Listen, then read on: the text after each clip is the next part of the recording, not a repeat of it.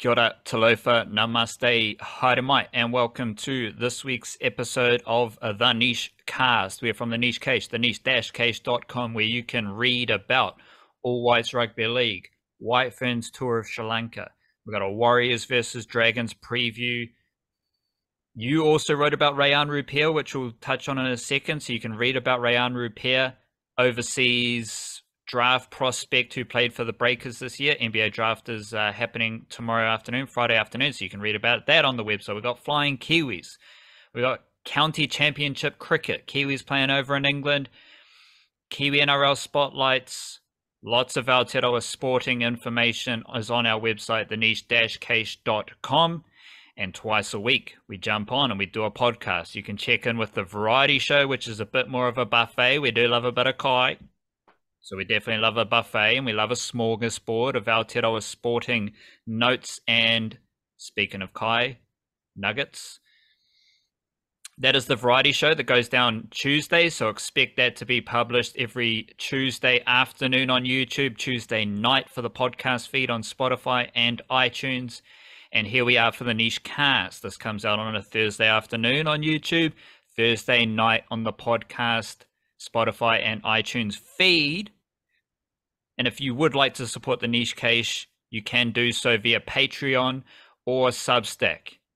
So you can join the Patreon whānau, patreon.com/lnichecase, EL Niche Case, or you can subscribe on Substack, and we do I'm going to call it the subscriber pod. We do a subscriber pod before we record the variety show on Tuesdays.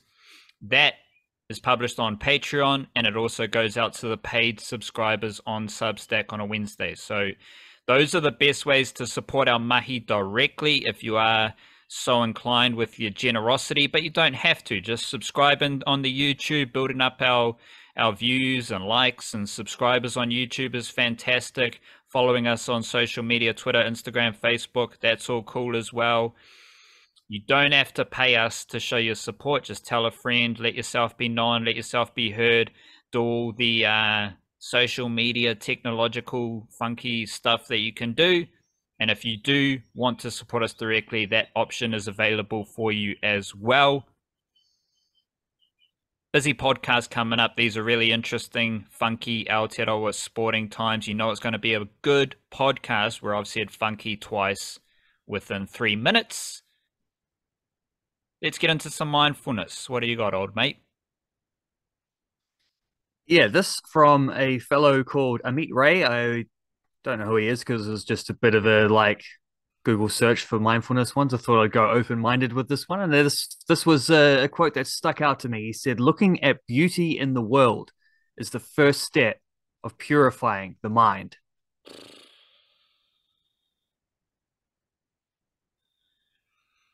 That reminds me, no matter what situation you are in, you can purify your mind just by deploying gratitude. And I think if you're deploying gratitude, it's easier to find beauty in the world. It's no matter what vista you're looking at, no matter what situation you find yourself in, there is beauty in the world to be found in that moment. And that instantly takes you out of the darkness and into the light. It just switches you over from negativity into a more positive space. Yeah, when I think about that, the first thing that pops in my head is sunsets and flowery gardens and things like this. And it's that is an example of beauty in the world. I think there's also, I mean, to what you're just saying there, the the existence of an idea like gratitude, like an emotion like that is a beautiful thing. So that's beauty in the world, even if it's not something you're looking at or can touch. And then I think you know, um, art and creativity is something beautiful that we share with each other and connect through, and all these kind of things. Like the concept of being able to find beauty in the world is a very open-ended thing. And the more open-ended it is, the more you're going to be able to find it, right? The more different ways you're going to be able to find it. And then therefore the purer your mind will be. I did mention that the NBA draft goes down tomorrow, Friday afternoon, Aotearoa time, and it's just a interesting situation here because um, it has been reported that Jonathan Givony, he has apparently got Rayan Rupert selected at number 23, going to the Portland Trail Blazers in the draft. As we said, Rayan Rupert played for the Breakers. Now he's in the NBA draft. Mark Hinton from stuff.co.nz, he's reported that via Jonathan Givony, and Jonathan Givony is a Breakers scout, apparently, which basically means the Breakers employ Jonathan Givony as part of their global scouting network, which is why the Breakers get these players from overseas as part of the whatever you want to call it thing for the NBA. Now, so we can see that. We can see a Breakers employee has got Rayan Rupert selected at number 23 in the draft, going to the Portland Trail Blazers. If I slide over to a neutral party, Kevin O'Connor from The Ringer, he does a draft guide, and his latest mock draft has got Rayan Rupert going 41st to the Charlotte Hornets. Let me just see if I switch over to his big board, what happens here. I can't find him anywhere. He's going 35th. So the big board idea is that he's just ranking the players. So he's got Rayan Rupert 35th. Rather than team fit and whatever, yeah. He's got him 35th on his big board, and he's got him, 41st on his mock draft. That is a neutral party. The Breakers employee has got him going 23rd. So there this is just we're just having fun breaking down, connecting the dots, and just seeing through the veil here. But it will be interesting to see where Rayan Rupert does get drafted, given that one bloke, an employee of the Breakers, has got him going 23rd. Another bloke, a neutral party, has him going 35th at best, which is actually 41st in an actual draft scenario. Curiosity reigns supreme there. Yeah, I was just looking up a few other ones while you were saying that, and some better news for him on the first ones that pop up on Google, because CBS Sports had him at 27, and here on SB Nation they actually got him at 22, going to the Brooklyn Nets, which would be interesting for a very obvious reason of Sean Marks is the GM at the Brooklyn Nets. And remember, Sean Marks did actually go to a Breakers game earlier this season. He was actually there in attendance, so that might well have been something where, there's a link there. We don't know what he's been doing at workouts with teams or whatever, if he's been impressing or not, or however. The first thing to say on that is that it's hardly the be all and end all if a player drops down in Nikola Jokic is the greatest player on the planet right now, and I'm pretty sure he was a second round pick himself. So there's especially for international players who naturally just seem to always be undervalued by the American draft industry. There's ending up on a better team with a better fit is better than going for a higher number with a better salary initially. You know what I mean? That's a factor there. But also, I think just in terms of one thing about the whole Next Star program is that I've been skeptical from the start as to how much it actually improves people's draft stocks. RJ Hampton was the first dude who came to the Breakers. I can only really speak on the Breakers guys in particular because they're the ones who follow closely enough. RJ Hampton was the first dude. He turns up, they're top 5 prospect coming out of high school this year. He drops to 20 or something like that in the draft. Ousmane Dieng, I think, went at about 13 or something like that. Besson was the last player picked and got stashed and hasn't played. We'll see what. He hasn't played in the NBA. He went to, I think, some team back in France or something like that. So he might turn up at some point, but he wasn't an instant rookie for an NBA team. And we will see where Rupert goes, because it doesn't sound like he's going to go any higher than RJ Hampton did the first time around. RJ Hampton's already played for about 3 or 4 teams in the NBA, which he's doing all right. He's hanging in there, but he's not been like hasn't broken through to be a starter anywhere or anything like that.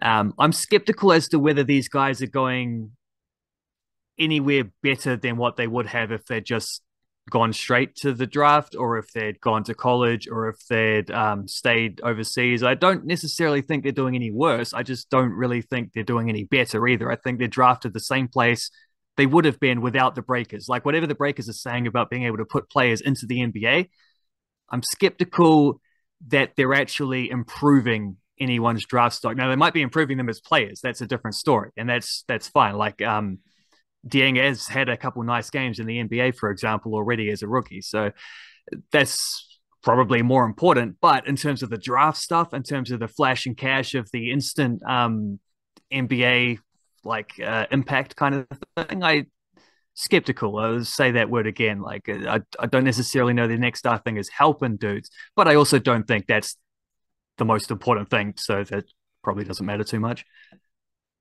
Yeah, you went full breakdown of sensible ideas. I'm just like curious of the disparity of different people selecting him in the draft. Like it's an interesting one, and we also know the Breakers, they are kind of full of shit at this point. Big rugby league game this weekend, or Friday night actually. We've got a niche case derby. Your Dragons, oh, no. who they seem to be, they're deep in the mangroves, but not in a good way. They're deep in the mangroves. They're lost. They got no kayak. They've lost a Jandal. They've got no Jandals. They've lost both Chandals. They're just, I don't want to call an estuary Schitt's Creek, but they're floating that way, and they take on the Warriors. The Warriors, this is an away trip to the Dragons, and just to set things up from a Dragons perspective, we don't know if Ben Hunt is going to play, but he seems likely that he is going to play. He's kind of loosely said he does want to play for the Dragons, despite requesting a release. And given all the shenanigans that have gone on with the Dragons over the past couple of years, I think this is on par with the not on par, but it's a similar type of experience for the Warriors as they had in Canberra. It was a very emotional trip to Canberra, and I think in a very different way, this is going to be an emotional trip to whichever part of Wollongong. We're in Wollongong, southern Sydney-ish area. This is an emotional trip to Wollongong because the Dragons are an absolute mess, and who knows what's going to happen around Ben Hunt. Like, are the local fans going to be rallying to send Ben Hunt off as a winner? Are they going to be rallying behind the Dragons to just get a dub and maybe try and seduce Ben Hunt into staying? Or are they going to be like full protest mode, which they have done before? They're going to be abusing Ben Hunt. They're going to be abusing the Dragons officials. Like, I don't know what kind of environment this is going to be in Wollongong for the Dragons, but I know it's going to be a emotional encounter, and the Warriors have experience of that coming off the Canberra Raiders game. So I think they're prepared. I think the Warriors are the better team. We'll get into the Warriors breakdown, but it's hard to pinpoint what kind of Dragons team is going to show up and what kind of environment it's going to be in Wollongong for this game. Yeah, well, I mean, the thing I'd say on that is the Dragons have lost a lot of games this season, but they haven't been thrashed in very many of them, and they've actually been quite close in a lot of them. There was some stat at one point where they'd lost 5 games in a row by a combined points difference of like minus 13 or something, and it was like the lowest points difference in a 5-game losing streak for like 110 years or some stupid kind of statistic like that. That's kind of where the Dragon. I mean, frankly, that's perfect for the Warriors, because if the Dragons are going to hang about but not quite be good enough, well, that's exactly the kind of game the Warriors have been winning all season. It's just being, outlasting another team and being a little bit better over 80 minutes. They've been like, that's bread and butter for them. So that's not a great promising sign for the Dragons, but they have improved since Anthony Griffin got sacked. And that's no surprise because he wasn't a very good coach and he was picking outside of Ben Hunt. Like that was one of the things I was reading about this Ben Hunt stuff is that a lot of the players apparently feel that the team was being set up in order to put Ben Hunt in the best possible situation, often at the expense of other players and the overall balance of the team. So other guys were out of position or being dropped or whatever, and getting a little feisty about that and whatever. Obviously, Griffin and Hunt had a very close relationship, and it's not a coincidence whatsoever that Hunt's asked for release 2 weeks after Griffin got the boot. So Yeah, there's a mate, lot of we know the Dragons are a shenanigans there. mess. Like we There's a know, lot of shenanigans yeah. there. And I think to the point you're making, I suspect that the home crowd will be rather hostile. I don't think that's going to be one of those like, oh, Hold thank on. you for turning up, Ben Hostile Hunt. towards the Warriors or hostile towards Ben Hunt and Hostile towards Ben Hunt more than right. anything. I think when you ask for a release mid-season and when there's such an obvious thing, and when you were the guy tied to the coach who was underperforming and costing everything else, and then you say you want to leave, and then you're like, no, I'll turn up. I mean, that'll change if he just sets up a try in the first 5 minutes. You know how fans are rightfully fickle about those kind of things. I think you should be fickle about those kind of things, but I suspect it will be a big emotionally taut kind of game, but I don't think it's gonna in the same way that the Raiders one was. But I think the Raiders one was a very like celebratory. We're honoring one of our favorite sons kind of thing, whereas this one is a little bit of the opposite. So I Yeah, think so that's the kind of thing the Warriors can absolutely kind of, I'd say, feast upon, but I think they can take advantage of that for sure. in the words of the great Ali Liatawa, let's eat and let's get feasting There you go. on some emotional dragons. The Yeah, I think as you talked about it, and I did a bumbling job of describing it, the Warriors used the emotion of the Canberra Raiders game to their advantage. They flipped it and they used it to their advantage. I think it's far easier to use the current emotions Yeah. to their advantage in Wollongong. Two things about your Dragons is they are 13th for completion rate and they are 15th for kick return meters. Those are two key stats that I think will play into the Warriors' style of play. And as you said, the Warrior, like part of using the emotion of the home crowd to your advantage that's mental, that's an emotional battle within yourself to stay solid and absorb the pressure and all that stuff. But it's also aligned with how the Warriors play their rugby league, because they go set for set. They want to get you in the grind and they want to wear you down and they want to just kind of move the footy and just execute their game plan. Their game plan starts with completing sets and kicking accurately and dominating those first few tackles. The Dragons don't have a completion rate to go set for set with the Warriors, although the Warriors' completion rate has decreased in the last few rounds, even though they've been winning. And there's not much of that kick return meters to. If you're like Tyrell Sloan, he's going to get smashed, I reckon, and we'll see how He usually does. we'll see how the Dragons deal with that. I actually think there's one other change. Mitchell Barnett isn't available for this game, so there's two changes. Rocco Berry comes in for Ali Liatawa, Mr. Eater, and Barnett's out, Dylan Walker's in. I actually think Mitchell Barnett not playing is a good thing for the Warriors. Not really, because you want your best players. Like ideally, you'd have Barnett on the bench alongside Dylan Walker, but the truth is, Mitchell Barnett's going to miss games. He's a bit of a psycho on the rugby league field. He's going to get suspended. He's going to get injured. You just want him playing as many games as possible, and the Warriors have enough depth to be able to absorb Mitchell Barnett's availability. But Mitchell Barnett coming up against Blake Laurie, Francis Molo, Jack DeBellin, Jack Bird, Jaden Sewer, Michael Molo, Zane Musgrove, like all those dudes are aggressive. They're ruthless. They're like very hyper masculine in a sport of like just the NRL, not NRLW, but in a league where the forwards are hyper masculine and everyone's just a bit of a aggressive psycho, the Dragons forward pack only consists of those type of forwards.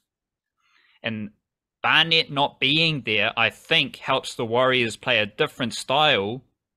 Yeah, they're going to match the Dragons physically. Like, Bunty Afoa is going to be running it straight. Fanua Plate is probably going to be the best forward on the field. Tohu Harris he doesn't shirk any grit and grind. Niakore's a battering ram. Jackson Ford's all over the park. Like, the Warriors forward pack is going to hold their own with aggression, physicality, and intensity. But the way to beat the Dragons forward pack and the way to beat the Dragons is to move those forwards around with the passing in the middle. And I think players like Dylan Walker's obviously going to have a huge impact on that. But Josh Curran's mobile, Bailey Surinen's mobile, Tom Ale he showed a bit more footwork, a bit more agility against the Raiders through the middle. That style of footy, I think, is better suited to beating the Dragons as opposed to, like, we're going to smash you. I don't think you necessarily want to get into that type of game against Francis Molo and Jack DeBellin. No. But what you can do is pick at the holes between them. You can move them around. You can challenge them. Because what does the set for set grind do? Well, suddenly Blake Laurie, Francis Molo, and Murdoch Masilla, whoever it is, they got to get back to their 20-meter line. They'll probably get smashed, so they don't do it. They kick from within their 40-meter line, and suddenly all that aggression and physicality that is a Dragons' advantage is nullified by the Warriors completing their sets, kicking long, winning those first few tackles. And if they can do that for 50 minutes, I don't think the Dragons are going to be able to hang around for that long. And like, Sean Zuckel-Clockstar won't make an error. Waitane Zalesniak and Montoya are going to be running like psychos. Sean Johnson, he's the kicker. So he's going to be dropping the ball on a dime and pegging the Dragons in their own end. So I think that style of footy, to my original point, it's not that Barnett's out, Dylan Walker's in. It's what that represents stylistically. And I think that can work in the Warriors' favor. Yeah, I'm looking forward to the Ben Murdoch-Masilla return game against his old club. That's always a nice angle. And the way you broke it down there, I do think that physical stuff, like the Dragons' big forward pack and Murdoch-Masilla is a big part of that, and Wallow and James Sewer and these dudes. That is probably the type of the Dragons aren't good enough to dictate the type of game they're going to get from the Warriors. They're not that kind of team, but that's the kind of grind they would probably like. Whether they can stick with it is another matter, because if you start making errors, suddenly, like you said, if you're coming off your 20-meter line, big difference to where you're starting sets 40 meters out, 50 meters out kind of thing. But Dragons just kind of have to live with that. They're the kind of team where it's like, well, we know we need to play above average in terms of like not making mistakes and things like this in order to hang in there. So, but if they can get that kind of like smash them up kind of thing, forward pack battle, I think that's preferable to what you highlighted about the Warriors bringing that little bit of panache with the middle forwards whipping the ball around and that kind of stuff. I think, because I remember when the Dragons played the Roosters a couple of weeks ago and they had big trouble because Tedesco started doing those little Billy Slater runs on the inside with like the pop balls and targeting the dummy halves and stuff, and they just couldn't handle it. And dudes like Laurie and Molo are huge props, don't really have the lateral speed or anything like that. It is certainly something Laurie especially is something you can get them with. So that'll be interesting. And the other thing I wanted to ask you about there, unless you want to add something to that point. Well, just quickly, you're describing what the Warriors have done in their last two wins. Against Redcliffe, it was all Wade Egan around the ruck. And there were like inside balls, outside balls available to Wade Egan. But then against the Raiders, they stretched them out and then passed through the middle. So if you've identified that some of the Dragons' middles are quite slow, the Warriors have shown two different ways how they can pick that apart. Yeah. What was your question? My question is, if Ben Hunt does go,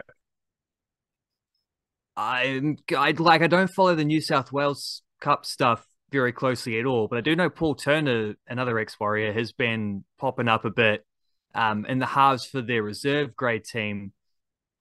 Has he been doing enough to maybe, if Hunt leaves and everyone moves up a spot, does that suddenly put Paul Turner in the first grade picture? Because I was looking at the list, he's been playing six, but I have read that one of the things from the Dragons players is they're kind of there's been a bit of buzz from like internal buzz about maybe they want to see Ben Hunt play six and Jaden Sullivan play seven to be more of an organizing half, and then Hunt can be like the flashier one.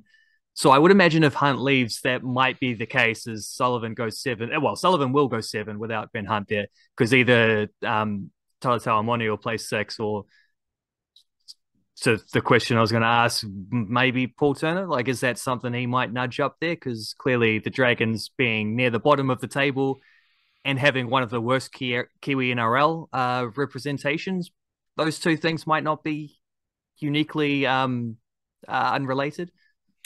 I think Paul Turner needs to get out of the Dragons ASAP. Because I like, there's just nothing so doing. He might just go with Ben Hunt. Because like, if Amone comes into the starting halves with Sullivan, then Moses Imbai is your utility on the bench. And like, Paul Turner's not even in an extended squad. He's barely been in any extended squads all season.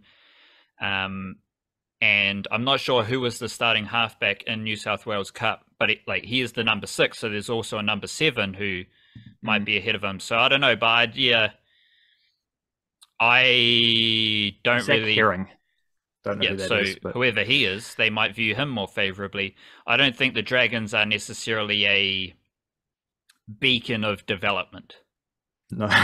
And I would suggest to Paul Turner to go to a club where there is a clear development pathway on offer for you. And that transitions us into a different kind of discussion around the Warriors. Because the thing I'm enjoying about the Warriors right now is everything is like there are clear pathways on offer, and there is depth in every position. So you go fullback, Tain Tuaupiki, he's the next fullback. I think Tamari Martin and Sean Johnson are the starting 6 and 7 in my strongest possible Warriors team. And behind Tamari Martin is Luke Metcalf. Behind Sean Johnson is Ronald Volkman. Behind Wade Egan is Freddie Lussick. Now, all of those players might be better than Tyrell Sloan, Jaden Sullivan, Talatau Amone, and whoever your second hooker is, not Moses Imbai. But I think there's I don't know who it is. Jacob Little. Well, he's quite good. He's been playing well. Well, he's your first hooker. Oh, yeah. Well, I don't know who's on the bench. Exactly. So you don't have a second hooker, and you don't have that clear depth across every spine position. I was thinking about this because of the Bulldogs, and the Bulldogs are an absolute shambles. Shout out to the Bulldogs. Phil Gould, he's got a shambles. He's got this grand plan, right? And we know any GM, any manager of football who's like, yeah, I've got a 4-year, 5-year plan. That just means they have a job for 4 or 5 years. They're telling you this is going to take this long, so I have a job for this long. Yeah, so don't fire me before I'm done. Like, okay, I'm going to rebuild this team and it's going to take 10 years. That means I have a job for 10 years. Like, it's ridiculous. And nothing the Bulldogs are doing right now resembles a well-run operation. They've let Jake Averillo go. He's a local junior. So everyone who complains about the Warriors letting local juniors go, well, most of that happened during the pandemic. And right now, they are developing local juniors rather than signing free agents. The Bulldogs, in all their development club celebration, which comes from themselves and Phil Gould, they don't develop young players because they let them go and then they sign other players at a free agent level. But going back to my depth point, They have no idea what's happening with their spine. Yeah, they've got Hayes Perham at fullback. I like Hayes Perham at fullback, but he's not a long-term fullback there because they're probably going to sign Stephen Crichton next season. Well, they have signed him, and he's probably going to play fullback. So the Warriors have two clear fullbacks. Nickel Krokstad, Tain Tuapiki. The Bulldogs kind of have one. Then you get into how the Bulldogs have been managing their halves combination. They change their halves combination mid-game every game.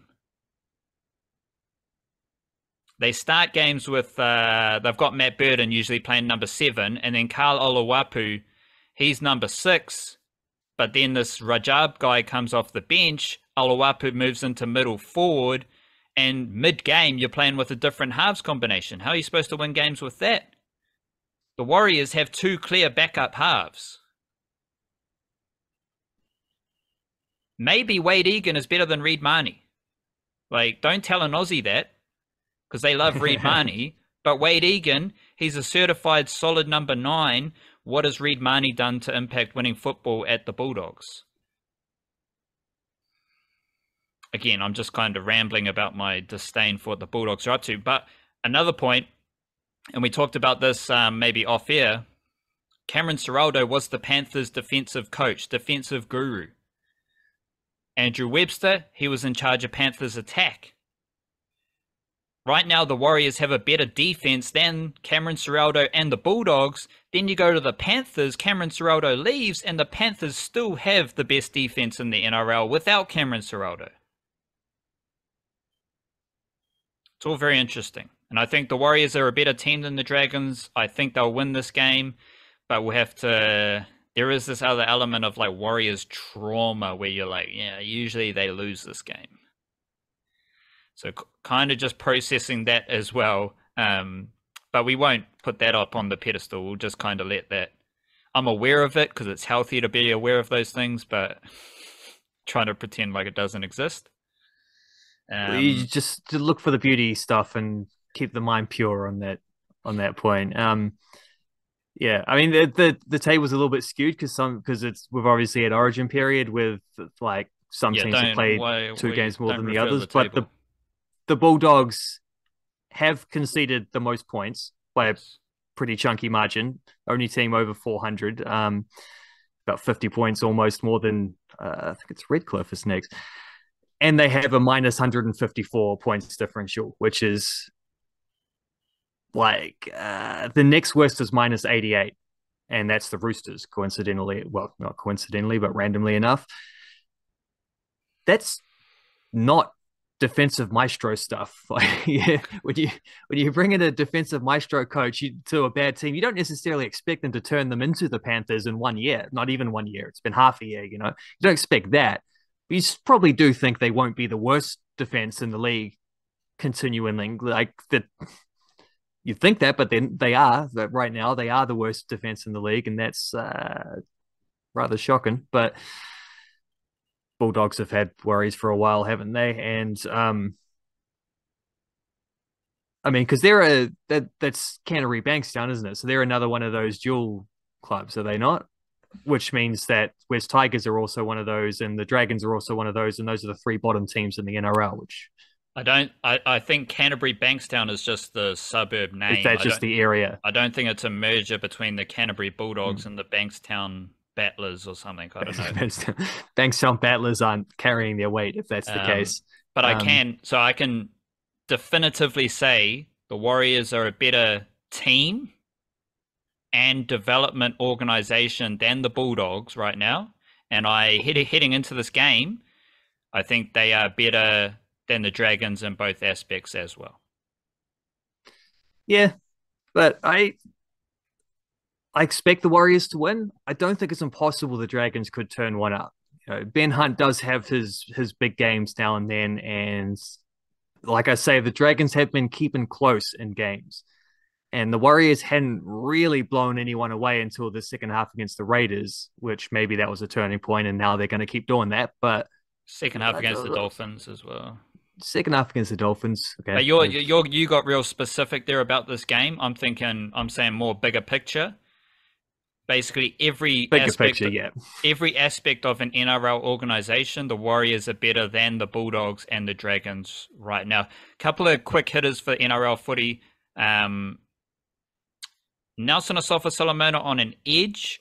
The Melbourne Storm basically have a Kiwi NRL right edge. You got Jerome Hughes, Asafa-Solomona, Remus Smith, Will Warbrick. Will Warbrick will score a lot of tries with Asafa-Solomona playing right edge because he is the best decoy runner in the NRL. And Jerome Hughes is a very good half. So if Jerome Hughes plays short to Asafa-Solomona, chaos. If he doesn't, well, the defensive line is trying to stop that chaos and Will Warbrick is in plenty of space. So watch out for that. The Melbourne Storm right edge. Speaking of right edges, Joey Manu is back at right centre for the Roosters. Not sure how Luke Keary's washing up after his injury, but I think that's the best case scenario for the Roosters and Joey Manu. Curious to see how the Broncos look post-Origin. May see Dean Mariner come into the team just if those players don't want to back up. He is the likeliest squad member, the Kiwi NRL squad member to come in. So hopefully we do get Dean Mariner, maybe Xavier Willison, but we have to wait and see. We've got James Fisher-Harris versus Leo Thompson. Shout out to, I love the Panthers front row, Moses Leota and James Fisher-Harris. But the thing here is that Leo Thompson plays and looks exactly the same as Fisher-Harris.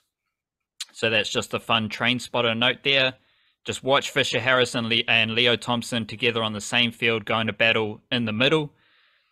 Also got Dejan Arce backing up in the halves for the Parramatta Eels. He's at number 6, Mitchell Moses number 7. So he's back into the Dylan Brown role after doing both roles in 2 good wins for the Parramatta Eels.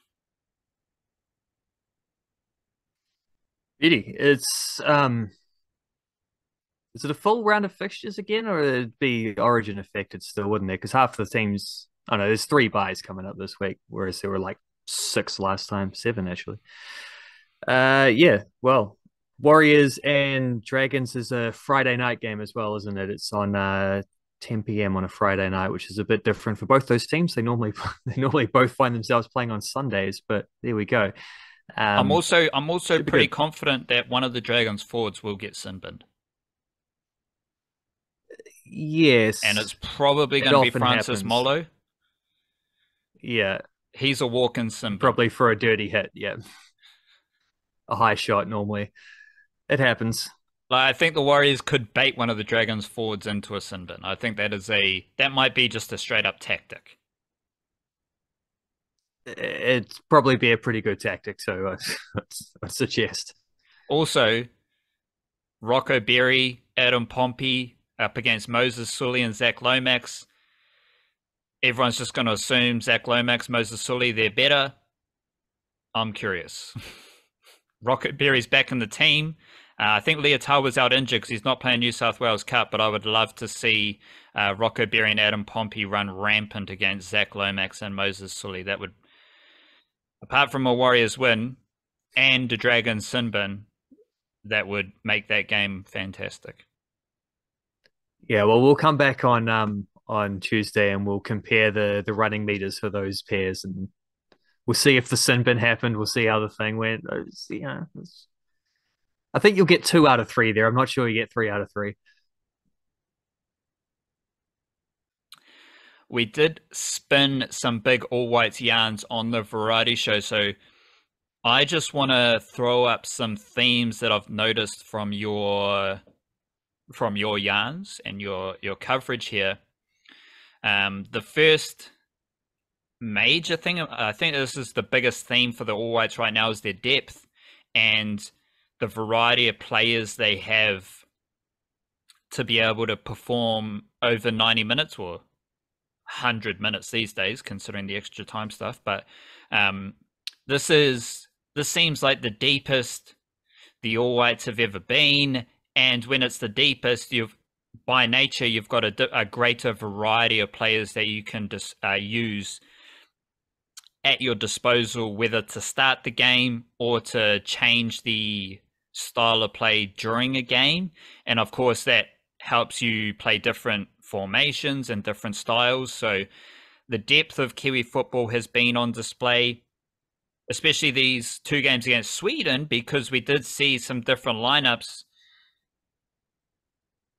Most notably, I think, in the goalkeeper bracket.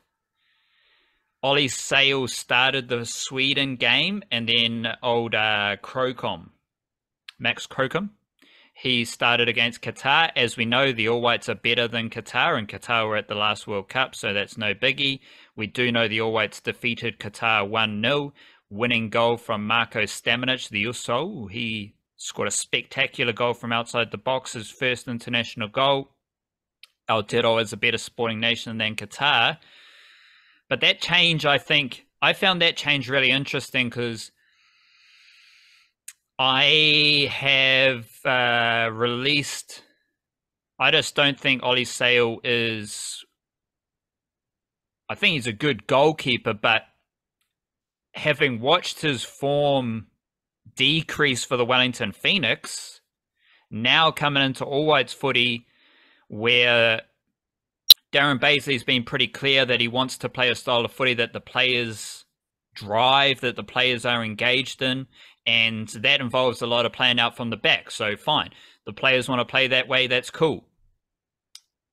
I don't think Ollie Sale is good enough to do that. I don't think he's just seeing so many errors from him passing the ball at the Wellington Phoenix, and now he's trying to do it at an international level for the All Whites. And just something weird I also noticed is a lot of his goal kicks end up short of his target, and that just plays into I don't know, football, you don't want many turnovers coming from your goalkeeper. And I think for the All Whites and maybe the Wellington Phoenix, because I think I just absorbed a lot of this from the Wellington Phoenix season, and now I'm crystallizing it with the All White stuff together, and it's all coming clear for myself. Seems like a lot of the Wellington Phoenix and All Whites errors do come from the goalkeeper when it is Ollie Sale. And this is a two-parter, because I'm I don't think it's that big a loss for the Wellington Phoenix to lose Ollie Sale. Obviously, big mana, captain during the pandemic, all that good stuff. But I think the Wellington Phoenix can be better with a different goalkeeper. And then we already had the switch from Ollie Sale to Max Krocom for the All Whites.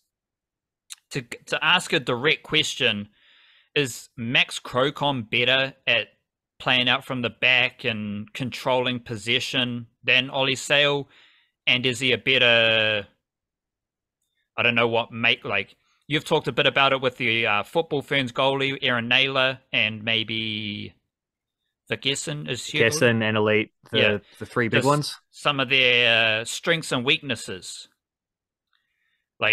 Is Max Krocom a better shot stopper than Ollie Sale? Is Max Krocom better at commanding the penalty box and set pieces? Do you view Max Krocom as a better goalie, straight up? I think they are quite similar keepers in terms of their styles. It's hard to say who's better when they've played in different leagues and haven't quite compared in that way. They don't have opponents in common or things like this where you can say, well, he played like this against these guys, but he played like that kind of thing. They both play for the All Whites, makes it tricky. They do, yeah, but they play against random different, and also Krocom hadn't played for the All Whites for about 5 years. I think he'd been in a squad or two, but he hadn't actually played. And Sale's only been in basically he came straight in as the number 1 goalie because it was at a point where they're ready to move on from Marinovic, and Sale comes in. He's only played about 8 or 9 games.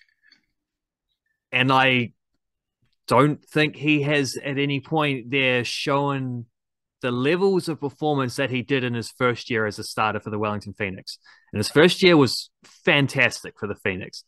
He knocked Stefan Marinovic out of the starting role there at the Knicks, and then he also took his starting gig at the All Whites. But I think that is a factor that the All Whites have that goes deeper than Krocom versus Sale. Is that I think they have a lot of goalkeepers. They often have a lot of goalkeepers, and they might have as many as they've ever had in terms of professionally employed goalkeepers. But there's just not a standout number one amongst all of them. They've got all these number twos, no number ones. It's a frisky one. Give me a I number think one. Who's your number one? I think Crocombe might have nudged ahead of Ollie Sale. I think he was his first half against Qatar, the only half against Qatar. He didn't do anything wrong. Didn't have as much, like, they weren't pressing high the way that Sweden were. So I don't want to blame. I want to say like he was so much better with the ball at his feet than Sale was, because Sale's task was so much harder than what Crocombe had to face. But Crocombe was pretty flawless there. He made a couple of very good saves as well. And Ollie Sale, frankly, is along with being a little bit shady in the passing possession game, the build-up stuff, three of those goals were within his range as well and didn't save them. I don't necessarily expect him to be able to save all three of those shots. They certainly didn't expect him to save the other goal, which went in off the post. But you sort of think Ollie Sale 2 years ago would have turned at least one of those around the post, and he didn't here. And it's like, you just can't be given away. All those goals as well came from always giving the ball away in their own half. And a lot of it was not the goalkeeper's fault. Maybe in a holistic way, you can say the goalkeeper wasn't helping it, but also passes were going astray from players who should be better than that. But that was one of those things. It was a learning opportunity for them because they'd never played together against a team of the caliber of Sweden. That was a big step up for that all-whites team, and he sort of almost had to put the result aside and just bank that this was them leveling up in a way. And I think they got a lot of that out of it. They just, including learning that lesson that you can't just have concede one goal, you cannot be conceding a second one straight after, and you certainly can't be conceding a third one straight after, because that's the game gone. It's straight there. Like 7 minutes, they were 1-0 up against Sweden. They were looking good, and then in 7 minutes they threw the whole thing away. The entire game is done at that point. There's no coming back. And Sale was part of that. So I think I don't know, because if you're looking at ability at the feet specifically, I actually think Nick Sanev, who was the other goalkeeper on this tour, also recalled after a little while out of the team. I actually think he's the best of those three. I also think the next generation, in particular the two standout young goalkeepers from age grade teams in recent years, Alex Paulson, who's going to be competing to be the Phoenix starter to replace Sale, and has Sale's backing as well to get that gig, and Kay Sims, who was at the under-20s recently. I think those two are both excellent with their feet. And so I think it might well be the case that we've got to buy a couple years until those guys come around, and maybe Paulson is ready to be the all-white starting keeper by the next World Cup. Maybe we'll see how that goes. In the meantime, there's definitely a bit of it's wide open, frankly. And I think maybe Crocombe has nudged ahead of Sale. Is Sale having a poor A-League season and also making that lateral move to Perth Glory rather than going to Europe or anything? He might still. I think he does have, like, there's a bit of talk. Maybe he's got a European out clause or something like that. So if a deal comes along, similar to what we saw with like Cam Devlin, goes to Newcastle but never actually plays for them, he goes to Hearts after that. Maybe something like that will happen for Sale, but frankly, I don't think his form is justifying that. Max Crocombe is going to be on the move. He's leaving Grimsby Town, where he played against a couple Premier League teams and on their FA Cup run, made it to the quarterfinals. They were the first team from League Two, which is like fourth tier, first team to go that far for many a year. And Crocombe was a big part of it. He played fantastic. I know they're like a middling League Two team, so it's not the highest standard going around. It's probably not much better, if at all. It might even be worse than the A-League, frankly, at League Two. But he also beat Southampton on that run and played against Brighton in the quarters where they lost. So he's played some games. I remember Nick Sanev actually playing against Arsenal in a League Cup game season before last. So these guys aren't at the highest level, but they have had some big games within that. And also, there's talk of Sanev moving to, I think, Blackburn Rovers was the team. It sounds like that's something that nothing's been said about it for about 3 or 4 weeks, but also the window doesn't open for another week, so nothing would be said about it. So we'll see in a week or two if something comes about there. Crocombe will be leaving Grimsby Town as a free agent. So they're both transferring. It might be an opportunity where if either of them gets a big move, something, that's their opportunity to push for something. Because frankly, I would have thought once Marinovic was moved on a couple of years ago, I would have said Michael Vowd would be the dude, but he's currently lingering as a fourth tier in Japan and really needs to get his career back on track somehow, ideally with a transfer, because it's not going to happen there. But he's studded as well. So Stefan Marinovic hasn't had a club for 6 months. He might be able to make a statement, although he's another one who's not particularly good with his feet. A lot of these guys are in that. A lot of the older candidates are in that bag where it's like they're great shot stoppers, not necessarily the well-rounded modern goalkeeper. But that's fine. We don't expect that of our centre backs or our strikers or anything. Like we don't have that much to choose from. That's just how it goes. But there are a lot of goalkeepers, and yeah, right now I would probably lean on Crocombe if they were playing another game tomorrow. If they rescheduled a new friendly, some sudden thing, I'd probably lean on Crocombe. I don't think that means he's the number one, though. I think it just means he's first among a bunch of contenders, including several guys outside that squad. Yeah, I think it's just really important to have a solid goalie. And you mentioned a lot about playing like with the feet and the skill playing out from the back, but just someone who you can depend upon to not make mistakes and be really solid, because everything else in that All Whites team is pretty good. We've got a bit of razzle dazzle, we've got some X factor, we've got solid pros around the world. Like everything about All Whites football is really good, but it just seems like, and this I think it's just unfortunately it falls back to Sale, because I talked about with you the same issues with the Wellington Phoenix. Yeah, they had a miss, like their centre back combination was a bit wishy-washy, all these other little caveats that you can make, but at the end of the day, the common factor was the goalie, and both defenses have looked a little bit fragile. And I think over the next year or two, if the All Whites can get a real solid goalie, they're going to be a good team. And it's not necessarily about, can this dude perfectly execute a chip to a free man on the flank. No, it's not about that. That helps, though. That's a big trick you see from a lot of keepers, is being able to chip that one over to the fullback. Or like, can this goalie execute the Johan Cruyff turn? Like, none of that shit matters. Like, bro, can you save a goal and not make mistakes? That's all we want you to do. And unfortunately, I don't think Ollie Sale is that guy right now. Again, because we saw a lot of it with the Wellington Phoenix. Well, throw that back to what you said at the start about the Always having all that depth, right? Like just a variety of players that they haven't had before. And I just went through a bunch of goalkeepers that are in contention. And there are more where that came from. Like Jamie Searle is another guy coming up who's looking pretty good. Like Zach Jones has done great stuff in Wales, and it's a little bit of a lower level, but there are more where they came from as well. But I guess the thing with depth is that you can't just lean on your spot, sort of thing. Like Ollie Sale hasn't really done enough to, in an All Whites jersey, to say, I am the no doubt number one. And I don't think, therefore, he should be treated like one when he hasn't really earned that. And then it's the thing where if you have options, including in goalkeeping position, more than most, including guys from outside the squad who are pretty good, and some of them quite young and getting better very quickly, so you can't rest on your laurels there either. You have to be in good club form. Like you also have to continually earn your spot. And Sale is coming off his worst season of the three that he's had as a A-League starter. So that's how it should be, frankly. If you have the depth and he has not been performing as highly, doesn't mean he's a bad goalkeeper, and it doesn't mean he won't earn that spot back. He might be amazing when he goes to Perth Glory.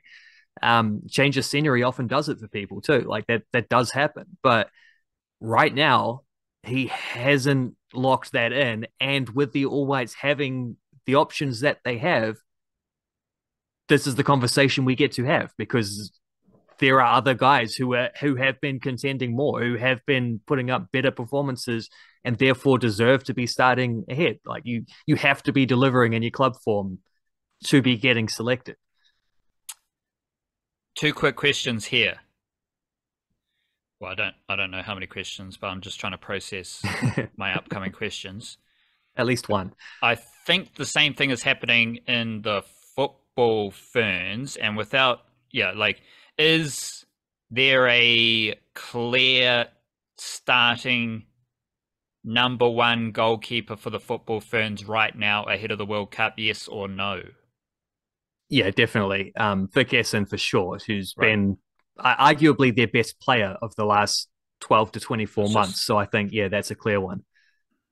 I can never get a yes or no answer out of you, but it's fair. Because I think there might be a bit of like Erin Naylor. She has been the goalie, but there are some similar flaws in her goalkeeping, mahi to Ollie Sale, which then propels Vic Essen. Vic Essen just seems like the most solid goalie that you can have for the football Ferns.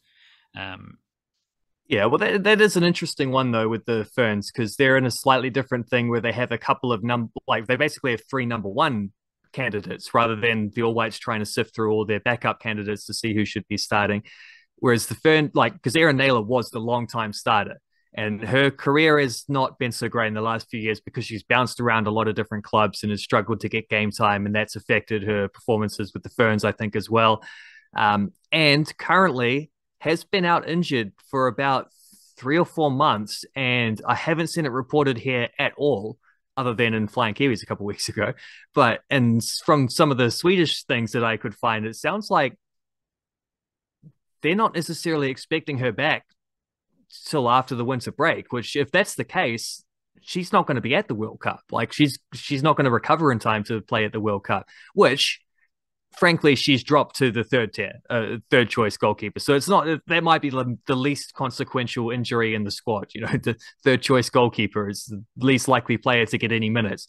But even in the team, she is she would have been a veteran leader who's been around for a long time, would have been very valuable in the group. But maybe she'll still be there in some capacity, like a Kane Williamson at the World Cup kind of capacity. Um, and yeah, they'd gone through like Naylor and Essen were alternating a lot of starts, and Essen was just playing better, and they were getting better performances when Essen was playing. So it just became clear you have to go with the hot hand here, and she's been pretty good in club form recent couple of years as well. But there's also an elite. And Elite was a superstar in the under-17 World Cup when they got bronze, and a real leader coming through.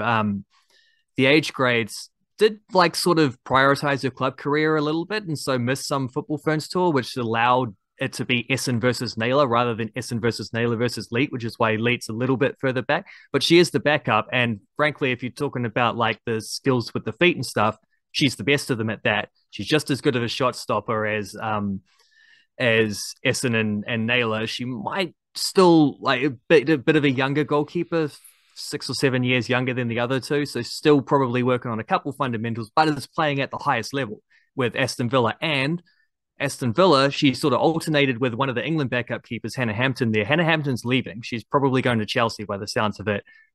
Villa will have to sign a new goalkeeper, but there's a very good chance there because Leet was going toe to toe with Hampton in performances for a lot of that season. Very good chance that she is a number one goalkeeper next season at a WSL club, fifth place team too. So not like a team that was battling relegation or anything, a team that was playing very well.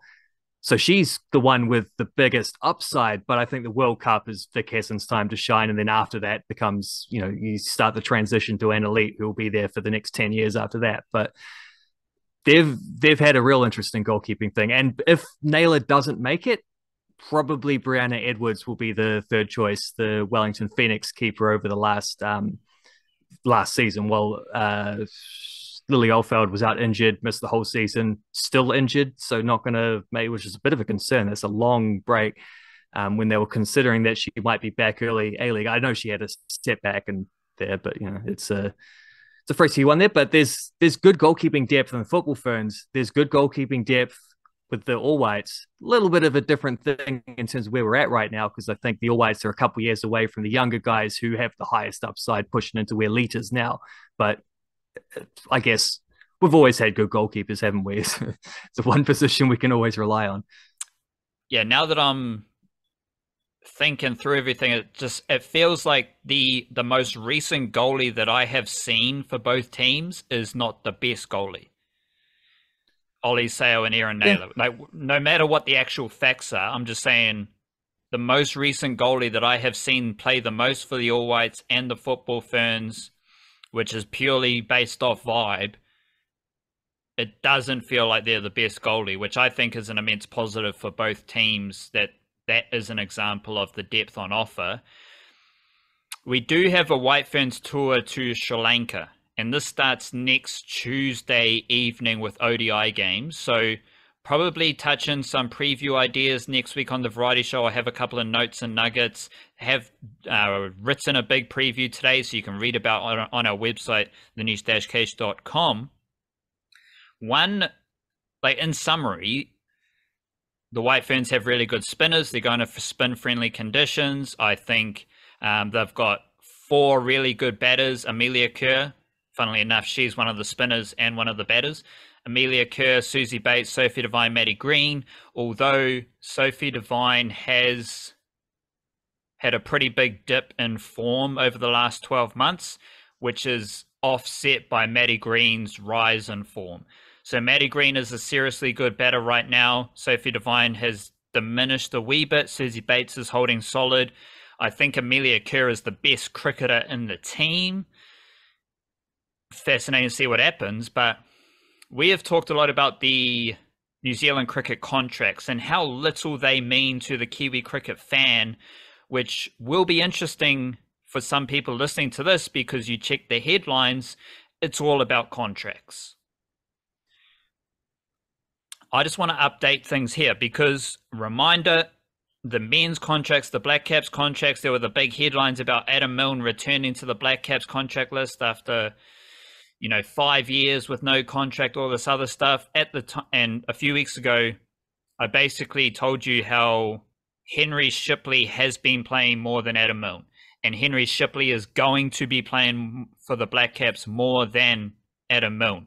So Adam Milne and the headlines around his contracts are kind of irrelevant to the Black Caps seam bowling rankings because the most interesting players, the most important, I think, a more important bowler in Henry Shipley don't have contracts. And we've already seen Henry Shipley and Rachin Ravindra play more cricket than Adam Milne this year. Same thing happens for the White Ferns. Because what we have, Leah Tahuhu, she didn't get a contract last time, and it was a big kerfuffle. It was a big drama. Now Leah Tahuhu returns to the contracting list, and it's great. Yeah, honkadori. Leah Tahuhu has been playing for the White Ferns the whole time. So there was a big drama about her not getting a contract, and she kept playing for the White Ferns. Now there are big headlines about her coming back into the contract list, but she's been playing for the White Ferns the whole time. So there's no connection between New Zealand cricket contracts and player rankings that fans might want to have, or how available that player is. Leah Tahuhu didn't have a contract, and she's been one of the busiest White Ferns players during that contract period. So I don't know. I did have this idea that Black Caps contracts didn't matter at all, but White Ferns contracts were a bit more relevant. Now I'm completely off both. I will not be writing about White Ferns contracts. They mean, of course, for the players, they mean more money and it's cool and they don't have to work. It's a full-time job. But you can still play for the White Ferns and earn a lot of money without a contract. You can still play for the Black Caps and earn a lot of money without a Black Caps contract. There is no relevance for us as cricket fans, cricket folk, with the contracts and how those contracted or non-contracted players perform or are available for the Black Caps or the White Ferns. We've had 2 really good examples. Adam Milne, Henry Shipley, and now Leah Tahuhu. And it's ongoing deeper than that if you want to dig into like Jimmy Neesham's, and I think Michael Bracewell's injury is going to lead to Rachin Ravindra playing a lot more, maybe not at the World Cup, but certainly over the next 9 months or however long it takes to recover from an Achilles tear. And Tahuhu wasn't just playing for the White Ferns either. She's basically the leader of their seam bowling attack and deliver a pinch hitter with the bat as well. Someone who has like quite a key role in the team in that regard as well. It was a strange one, but correct me if I'm wrong. Didn't they? Because they cut her and they cut, I think, Frankie Mackay at the same time, and also Amy Satterthwaite. And Amy Satterthwaite retired. Frankie Mackay didn't retire, but I think sort of kind of low key retired. Um, so who kept playing though?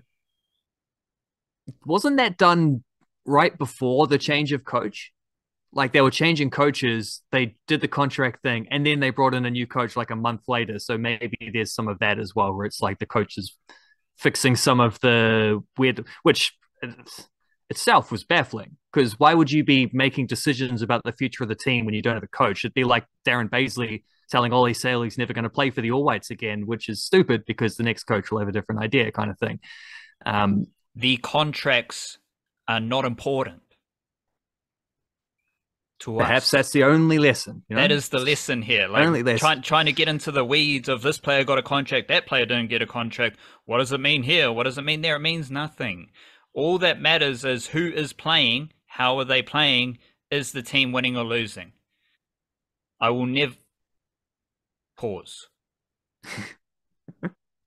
Next year, I will talk about Black Caps and White Ferns contracts again with another clear example of how they are irrelevant to fans. You went a bit like murky waters there. You went a bit of Nisham. You went a bit of like Bracewell injury. Keep it simple. Let alone Trent Bolt short term. Like you're getting confusing again. Just keep it simple. You've got Adam Milne and Leah Tahuhu, the 2023 examples of how irrelevant these contracts are to Kiwi cricket fans. Well, I think the Trent Bolt example is the most irrelevant one. It's like if you can just make up a short-term contract thing for him, so that it just shows that you don't even take the contract thing that seriously. If you're going to be like, well, we want you at the World Cup, so we're going to give you like a little retainer or whatever like that. That's just at that point you're just taking the piss. Like it goes beyond. Doesn't matter. It becomes a little bit like we're just making it up as we go along, kind of scenarios. But that's that's why people don't need to overreact to it, I suppose. That's why I'm trying to move the podcast along and stop talking about it, because we do need to talk about NBL basketball, where we have Canterbury Rams versus Otago Nuggets, the battle of the Webster Bros tonight, Thursday night. Friday night, Niche Cage Derby, Dragons versus Warriors. Thursday night, Webster Derby. Corey Webster playing for the Canterbury Rams, Ty Webster playing for the Otago Nuggets. This forms a pretty enticing weekend of NBL basketball, because on Friday night, we've got the Franklin Bulls hosting the Wellington Saints.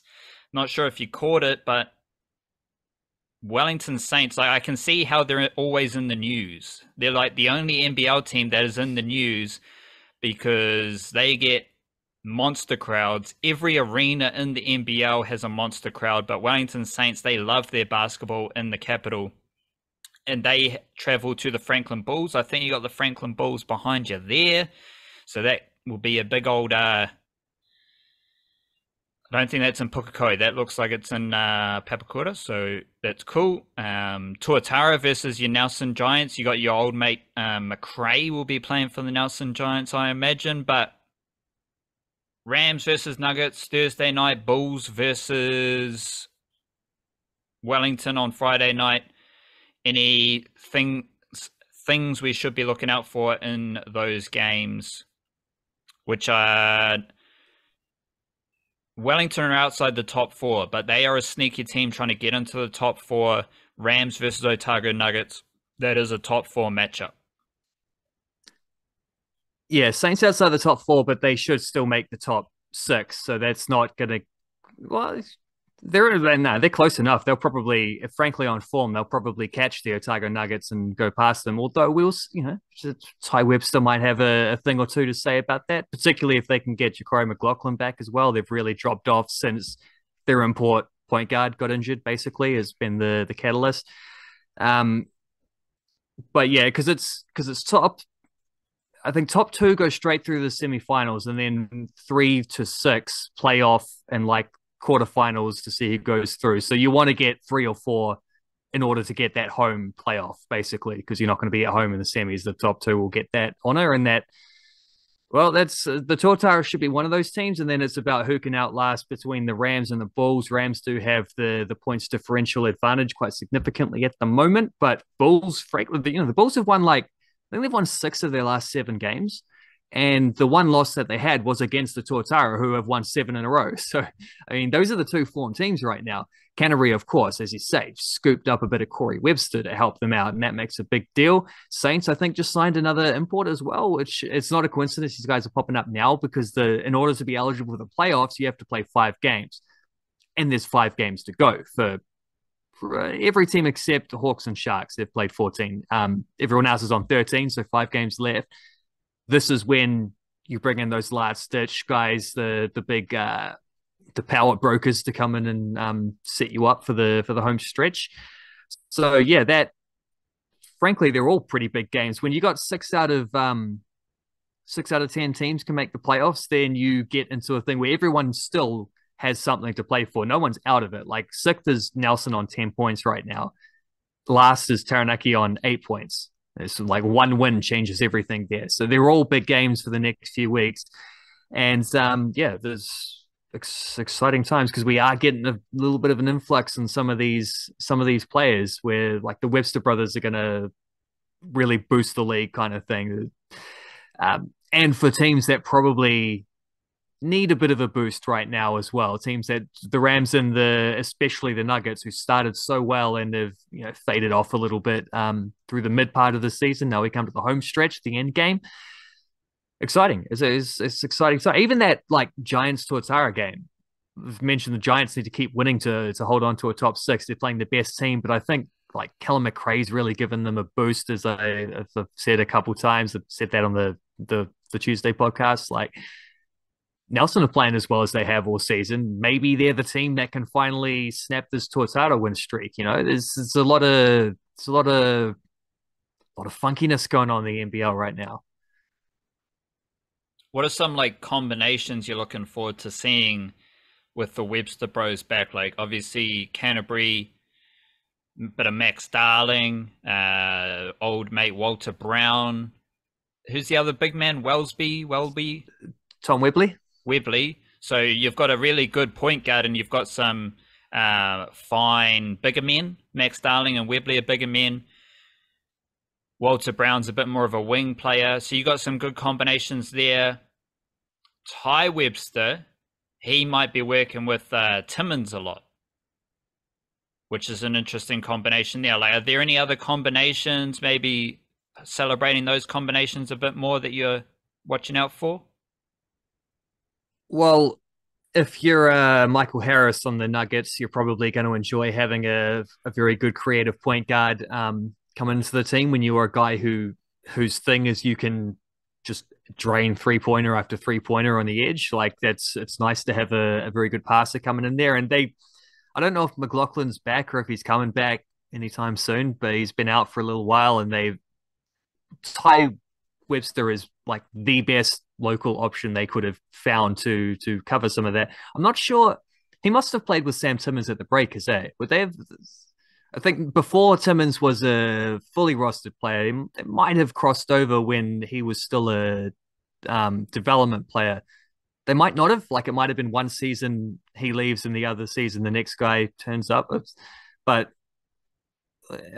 it's possible they've crossed into All Black squads as well, although Timmins is a bit more of like playing when the top guys aren't there, and Webster is one of the top guys. So I'm not sure about that, but I'm sure there's an existing combination in there, and that should be a pretty exciting one because you get I don't know, you don't have that many like the pick and roll sets where it's like a big Kiwi big man and a Kiwi point guard. You often normally one of those guys is an import. It might go either way, but one of those guys is normally an import. So that's fun. These two teams played each other last Thursday as well. The Rams beat the Nuggets 82-75 in Dunedin, and now they're playing in Christchurch. So it's a rematch. Teams who just played against each other. Two very good coaches on board with each of those teams as well. So it's almost a bit of an NBA playoffs kind of environment where you're playing the same team again, and it's about like adjustments and whatnot. Should be plenty of that on board. And of course, the best adjustment you can make is just chucking a tall black starter each. It's a pretty nice adjustment to be able to make from week to week. We have talked a bit about like the young wing players. We mentioned Walter Brown. We've talked about Charlie Dalton with the Tuatara. The dude for Taranaki Davison, Carlin Davison, Mm, he he fits that mold as well. Like definitely. he's tall, he's got good hops, he's just heavily involved. Like that's a different pocket of Kiwi basketball that I'm really enjoying. Like it's a bit like all these dudes are like a less good version of Hiram Harris, like a younger version of Hiram Harris, but there's a lot of them. Like I'm not sure who that dude is. Is it the Pero, not Pero Cameron, but the Pero Hunt for the Bruce Franklin? Hunt. Yeah. Yeah, he's more of a combo guard, but definitely he is someone else to keep an eye on in a different way. I mean, like Braden Inga at Southland is a good example of another one of those, like, and they're all so skilled too. It's like these dudes are putting up they're scoring points, they're getting rebounds, they're getting assists, they're getting blocks, steals, and whatever. Like they're Hiram Harris is a great example. No one does it better than Rob Lowe, actually, randomly this season is unreal. He's that stuff in every stat in the box sheet. But like, yeah, Hiram Harris is famous for just being able to do a bit of everything. And there's a lot of guys that are in a similar mold. I think Matt Freeman is another really good example from the Franklin Bulls. He's a little bit bigger, like he's a bit more of a specifically a power forward, but he's again like he can pass, he can make plays, he can defend, he can do all these things, he can score. Like these guys aren't necessarily. It's a little bit of a jack of all trades kind of scenario with these guys, but these like highly skilled wing players just seems to be one of these trademarks that Kiwi basketball develops. That and like real nuggety big man and whatnot. And then of course our greatest export of all is Steven Adams, who's a combination of both because he's a highly skilled nuggety big man. You know. A lot of nugs. We got the Otago Nuggets, we got the Yeah. Nuggety Big Men, we got the Notes and Nugs. Plenty of Golden nugs around. nuggets, chicken nuggets, Vitamin Nuggets. the Can't go vitamin wrong with the old nuggets. vitamin nugs. So it is a. I think that's the growth of Kiwi sport. Like we do have those stereotypical Kiwi prototypes, but now we're seeing a lot more Kiwi NRL halves and Mm. playmakers, and we're seeing different positions from the basketball ranks. Kiwi football. Suddenly we've got Marco Rojas, Libby Kakache, Sarpreet Singh, Joe Bell, Marco Staminic. Like the variety is Yeah, well, we talked immense. about goalkeepers for a while there, which is one of them standard positions we normally develop. But the best aspect of the All Whites' performances in that game and a half was their midfield, which is something we've never really had. That level of skill in the midfield between Bell and Staminic in particular is unreal. Well, and the White Ferns, they're going to Sri Lanka with four really good Yeah. spinners. So that's what you need, rightio. Let's wrap it up there. Robust kōrero on the niche cast. Stay tuned. Big things coming up over the weekend of Aotearoa Sporting Matter action. Sorry. Mumbo jumbo. Kia kaha. Bit of Stay both. beautiful. Chur chur.